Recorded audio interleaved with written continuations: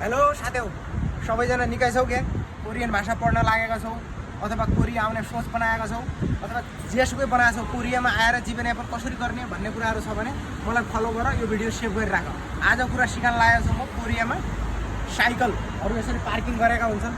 यो स्कुटी यसमा चढ्यो भनेपछि गुरुर जहाँ पनि जान मिल्छ, जतातिर गएर पार्किङ गरे पनि हुन्छ।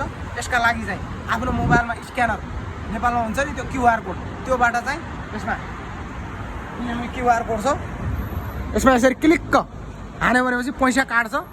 जहाँ पनि जान मिल्छ, जहाँ पनि जान मिल्छ। दिनभरि घुमफेर गरेर जता जता जे गरेर भए पनि ल्याएर जहाँ पार्किङ गरे पनि भयो।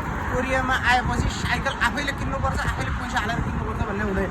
यो एउटा साइकल, यो साइकलको अगाडि सामान राखेर जस्तै बजारमा सिजाङहरुमा जाँदाखेरि सामानहरु राखेर पनि गर्न सकिन्छ।